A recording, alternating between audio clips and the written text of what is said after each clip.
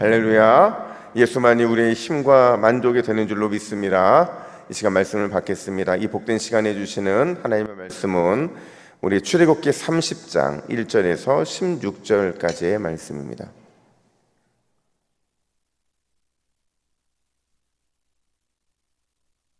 구약 128면 출애굽기 30장 1절에서 16절 무엇으로 채울 것인가 라는 제목 오늘 말씀 받습니다. 오늘 1절부터 함께 교독하겠습니다. 너는 분향할 제단을 만들지니 곧 조각목으로 만들되 길이가 한 규빗 너비가 한 규빗으로 네모가 반듯하게 하고 높이는 2규빗으로 하며 그 뿔을 그것과 이어지게 하고 제단 상면과 전후 좌우면과 뿔을 순금으로 싸고 주위에 금태를 둘을 찌며 금태 아래 양쪽에 금고리 둘을 만들되 곧 그 양쪽이 만들지니 이는 제단을 매는 채를 꿰일 곳이며 그 채를 조각목으로 만들고 금으로 싸고 그 제단을 증거계 위 속죄소 맞은편 곧 증거계 앞에 있는 휘장 밖에 두라. 그 속죄소는 내가 너와 만날 곳이며 아론이 아침마다 그 위에 향기로운 향을 사르되 등불을 손질할 때에 살을 찌며 또 저녁 때 등불을 켤 때에 살을 찌니 이 향은 너희가 대대로 여호와 앞에 끊지 못할지며 너희는 그 위에 다른 향을 사르지 말며 번제나 소제를 드리지 말며 전제의 술을 붓지 말며 아론이 1년에 한 번씩 이 향단 뿔을 위하여 속죄하되 속죄제의 피로 1년에 한 번씩 대대로 속죄할지니라. 이 제단은 여호와께 지극히 거룩하니라. 여호와께서 모세에게 말씀하여 이르시되 내가 이스라엘 자손의 수혈을 조사할 때에 조사받을 각 사람은 그들을 계수할 때에 자기의 생명의 속전을 여호와께 드릴지니 이는 그것을 계수할 때에 그들 중에 질병이 없게 하려 함이라. 무릇 계수 중에 드는 자마다 성소의 세겔로 반 세겔을 낼지니 한 세겔은 20게라라. 그 반 세겔을 여호와께 드릴지며 계수 중에 드는 모든 자 곧 20살 이상 된 자가 여호와께 드리되 너희의 생명을 대속하기 위하여 여호와께 드릴 때에 부자라고 반 세겔에서 더 내지 말고 가난한 자라고 덜 내지 말지며 너는 이스라엘 자손들에게서 속전을 취하여 회막 봉사에 쓰라. 이것이 여호와 앞에서 이스라엘 자손의 기념이 되어서 너희의 생명을 대속하리라. 아멘. 여러분, 각 가정마다 분위기라는 게 있어요. 그렇죠? 어떤 가정을 가보면 그 가정의 분위기 자체가 굉장히 은혜로운 가정이 있는 반면에 또 어떤 가정들은 좀 분위기가 무거울 때가 있고 또 심지어 어느 가정은 우울할 때가 있는 것 같아요. 뭐 평범 이상이면 참 좋은데 어떨 때 보면 이렇게 좀 나눠질 때가 있다는 거죠. 근데 그 이유는요, 이제 이야기를 듣다 보면 왜 이런 분위기가 있는지를 알게 된다는 거죠. 여러분, 우리는 25장부터 지금 성막을 쭉 해오고 있습니다. 제 기억으로 한 3주 이상 지금 하고 있는데 여러분 한번 상상을 해보세요. 이 성막이 여러분의 눈앞에 다 펼쳐져 있을 때 이 성막의 겉에서 보는 성막의 모습의 분위기는 어떨까요?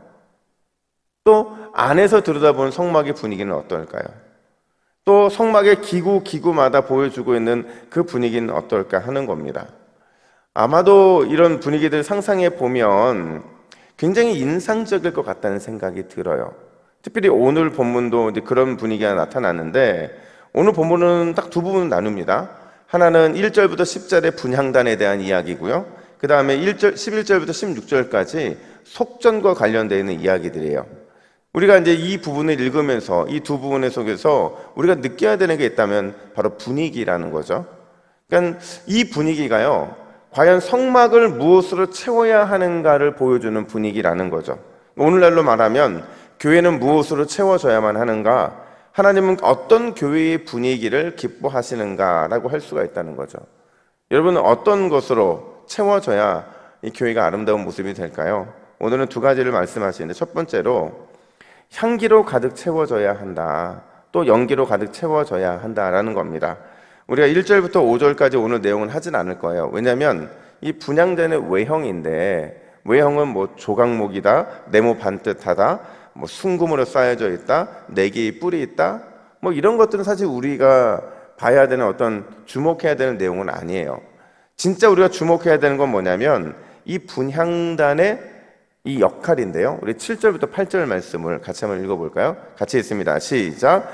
아론이 아침마다 그 위에 향기로운 향을 사르되 등불을 손질할 때에 살을 찌며 또 저녁 때 등불을 켤 때에 살을 찌니 이 향은 너희가 대대로 여호와 앞에 끊지 못할지며. 아멘.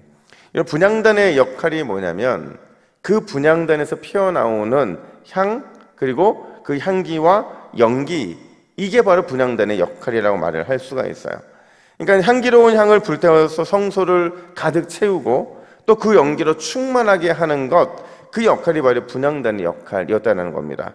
자, 화면을 하나 보여주시겠어요? 보시면 이게 저희가 이제 단면도를 딱 잘라버리는 겁니다. 옆에서 보는 이 성막인데요. 파란색 화면 이쪽은 지성소고요. 지금 대제사장이 서 있는 곳은 성소라고 할 수가 있어요. 근데 지금 이 그림을 보시면 이게 이제 분향단의 위치를 자세히 보시면 분향단의 위치가 어디냐면요. 성소와 지성소를 구분하는 이 휘장 바로 앞에 있어요. 그러니까 인간이 갈 수 있는, 그러니까 제사장이 접근할 수 있는 가장 마지막 공간, 거기에 무엇을 갖다 놨다고요? 분향단을 갖다 놨다는 겁니다. 그러니까 그 마지막 공간에서 제사장들은 매일 아침과 저녁에 나가서 향을 보충하고 그 덕분에 이 성소 안에는요, 이 향이 끊어질 일이 없다는 거죠. 그리고 이 연기가 끊어질 수가 없었다라는 겁니다. 과연 이 향과 연기가 뭘 의미하느냐? 이 향은요, 일반적으로 우리가 기도를 상징한다 이렇게 말을 합니다. 그러니까 성도들이 올려드리는 기도라는 거죠. 그럼 연기는 뭘 상징할까요? 아마 연기는 이거 딱 말씀하시면 이해할 텐데, 하나님이 시내 산에 임재했다는 사실을 뭘로 알 수 있었죠? 빽빽한 구름과 연기를 통해 알 수 있었잖아요. 또 이스라엘 백성들을 이렇게 이끌어가는 영광의 구름 쉐키나, 그건 역시도 이 구름, 빽빽한 구름이었잖아요. 연기와 비슷한 모양이죠. 그리고 오늘 이 성막의 이 분향단, 특히 성소 안에 있는 분향단이 연기로 가득 채워졌다는 것은요, 이건 역시도 그러니까 뭔가 이렇게 하나님의 임재, 하나님이 그들 가운데 임하고 있는 모습들을 잘 보여주고 있는 하나의 상징이라는 거죠. 아까도 그림에도 보셨지만 여러분, 성막은요, 성소와 지성소로 구분되어 있었지만 완전히 막힌 구조가 아니었거든요. 그러니까 반드시 이 향과 연기는 지성소로 넘어가고 거기에 빽빽한 구름이 있는, 빽빽한 연기가 있는 이 모습을 통해서 하나님의 너희 가운데 임재했다는 걸 보여주기를 원했다라는 겁니다. 여러분, 이게 뭘 상징하냐면요, 제사장들이 아침과 저녁마다 거룩한 기도로 이 성소를 가득 채웠다고 한다면 우리 영적인 제사장들인 우리 역시도 거룩한 기도를 통해 교회를, 또 우리의 영혼을 가득 채워야 된다, 이걸 보여주기 위해서 바로 이 분향단이 있는 겁니다. 여러분, 이게 사실 얼마나 중요하냐면요, 분향단이 사실 오늘에서 끝나는 게 아니고요, 마지막 하나님께서 이 땅을 심판하실 때, 심판하시기 바로 직전에 7번째 인이 떼어지기 바로 직전에 이 금향로가 또 등장을 해요. 요한계시록 8장에 보면 금향로가 등장하는데, 우리 요한계시록 8장 3절 말씀을 같이 한번 읽겠습니다. 시작. 또 다른 천사가 와서 제단 곁에 서서 금향로를 가지고 많은 향을 받았으니 이는 많은 성도의 기도와 합하여 보좌 앞 금제단에 올리고자 함이라. 아멘. 이 성막에 가득 채웠던 이 기도의 향, 이게요, 이 기도의 향이, 이 기도의 이 연기가 이 천사가 마지막 심판 바로 직전에 하나님께 올려드리는 장면으로 나오고 있거든요. 그리고 5절에 보면 하나님께서 그 향을요, 땅에 쏟아 부으시는 장면이 등장해요. 이게 뭘 의미하냐면 하나님께서는 마지막 그 순간에도 성도의 간절한 기도에 응답해 주시겠다라는 겁니다. 그러니까 이 향이 천사의 손에서 다시 하나님께 올려드릴 이 장면, 그리고 하나님께서 이 땅에 쏟으시는 장면을 통해서, 그러니까 우리의 기도가요, 우리가 밤낮 구하는 기도의 제목들은 그냥 헛된 것이 없다라는 거야. 반드시 하나님께서 능력으로 쏟아 부어 주시겠다라는 약속의 말씀을 하고 있는 겁니다.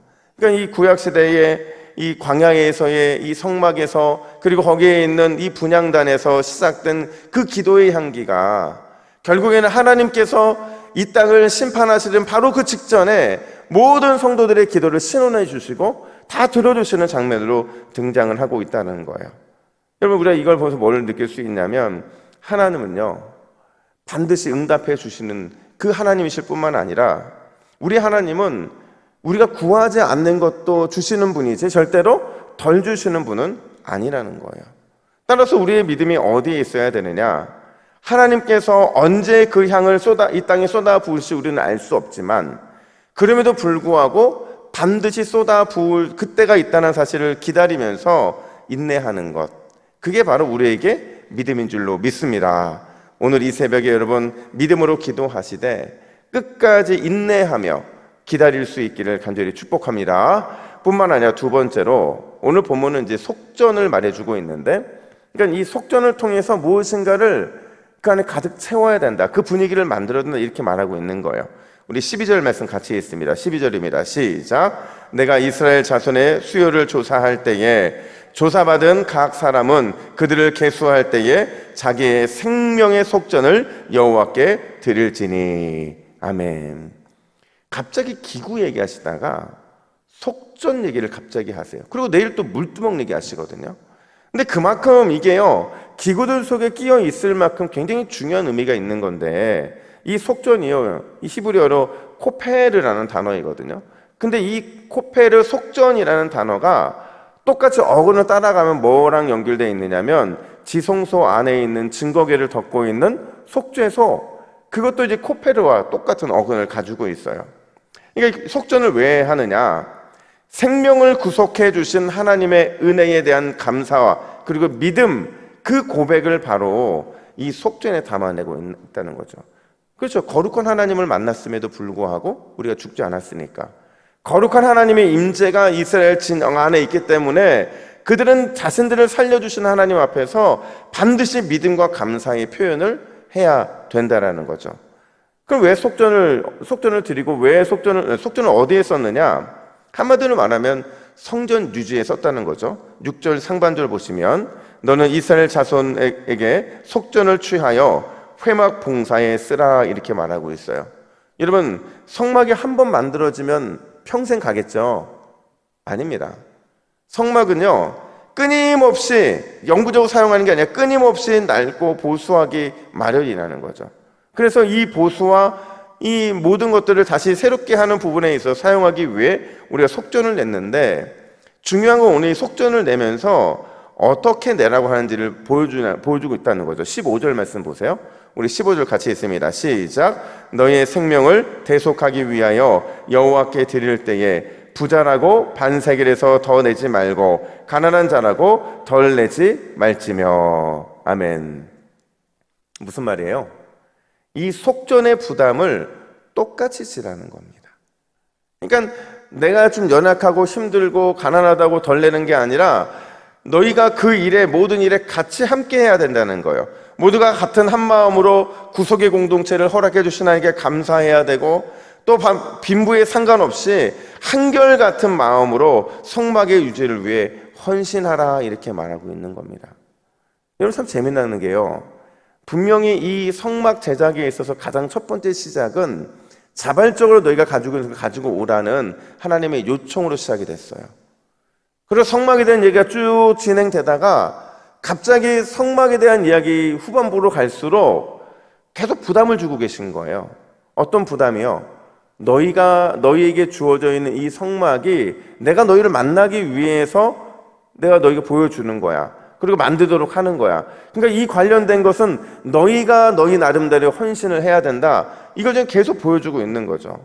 여러분, 우리 동부교회는 나의 사랑하는 교회임과 동시에 우리 모두가 사랑하는 교회가 되어야 되는 줄로 믿습니다. 분명한 사실은요, 여러분, 함께 짐을 지지 않으면 절대 사랑할 수 없다는 거예요. 사랑한다면 반드시 교회를 섬기고 헌신하는 일에 함께 헌신하고 함께 짐을 질 때, 그때 우리가 진정한 교회에 대한 사랑과 하나님 나라에 대한 사랑을 갖게 된다는 거죠. 여러분, 오늘도 우리는 내 기도의 제목도 하지만 교회를 위해 기도할 거예요. 여러분, 이 기도는 반드시 하나님이 우리에게 주신 짐을 함께 지는 은혜의 기도인 줄로 믿습니다. 하나님은요, 그런 우리의 기도를 가장 기뻐하신다는 거죠. 때로는 우리가 어제도 말씀드린 것처럼 육체적으로 헌신할 때도 있고요, 몸으로 봉사할 때뿐만 아니라 물질로 헌신할 때도 있고 기도로 헌신할 때도 있고 수많은 헌신을 하나님께 우리에게 원하시는데, 우리가 이 모든 짐들을 함께 질 때 우리 교회 안에 하나님의 연기와 향기가 가득하게 될 것이다, 이렇게 말씀해 주고 계신 거예요.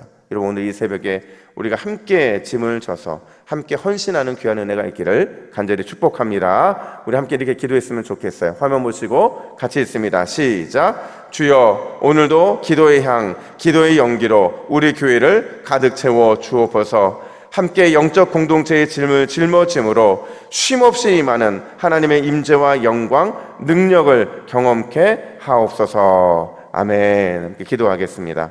하나님 아버지, 감사합니다. 오늘도 우리가 기도의 향, 기도의 연기로 우리 교회를 가득 채우기를 원합니다. 하늘 문을 여시고 주여 임재하여 주셔서 우리가 기도의 능력으로 가득 찬 교회, 기도의 소망을 보는 교회가 될 수 있도록 인도하여 주시옵소서. 함께 짐을 짊어질 때에 이 짐은 가볍게 쉬워지게 되는 줄로 믿습니다. 우리가 섬겨야 될 일들, 헌신해야 될 것들, 우리가 날마다 공동체 안에서 함께 섬기며 헌신할 수 있도록 인도하여 주시고, 그것이 통로가 되어서 쉼없이 임하시는 하나님의 임재와 능력과 그 영광을 우리 모두가 경험할 수 있도록 인도하여 주시옵소서. 감사드리며 예수님의 이름으로 기도하옵나이다. 아멘.